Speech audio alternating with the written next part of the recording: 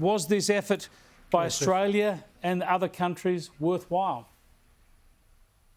Well, you've got to say that they did get rid of bin Laden, but they got sucked into a trap. And at the end, they didn't know why they were in Afghanistan. Were they there just to destroy Al-Qaeda, which has now become a franchise operation around the world? Were they there to bring democracy to Afghanistan? They failed there. Were they there to educate the girls? Were they there to stop the opium trade?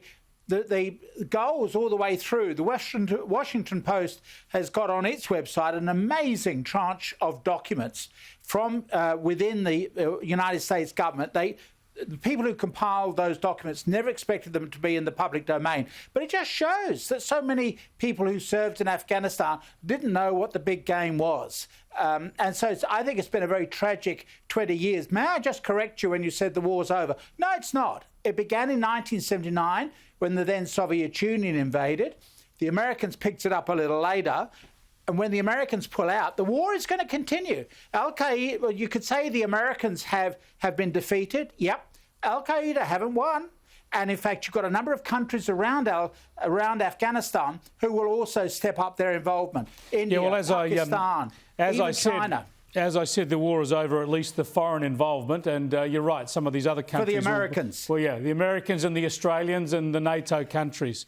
Absolutely. And I made the point at the top of the program, this is a history that goes back before 79, mind you, goes back centuries. But you talk about the morphing mission statement. Now, you know, you can't rewrite history, but obviously if they'd been able to get bin Laden early, the war would have been over early. The initial redesign of the mission statement was because they couldn't get bin Laden, so they were in Afghanistan and sort of switched to nation building.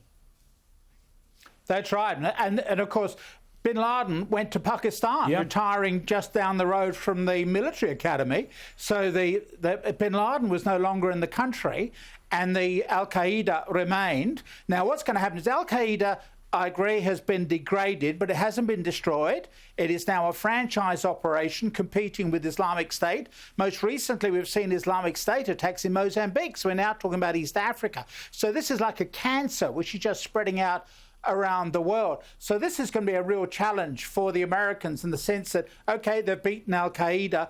The Taliban, who will take over control of certain areas of Afghanistan, they are different from Al-Qaeda. Al-Qaeda was an Afghan Arab activity. They spoke in Arabic, different from the Taliban, who are an ethnic group, Pashtuns, and they're going to try to take the country and create what they say, again, will be the Islamic Emirate of Afghanistan. That's what their long-term agenda will be. They're going to make life very difficult for young women to get educated, to have careers, etc. And so the struggle will continue. It will continue and go backwards. And just briefly, while we're on this, of course, Osama bin Laden found hiding in Pakistan. Just how culpable is Pakistan up till now and in continuing instability in Afghanistan? Yeah, absolutely. Look, Pakistan worked with the United States to assist with the development of the Mujahideen, the so-called freedom fighters, one part of which, of course, was Al-Qaeda, the base.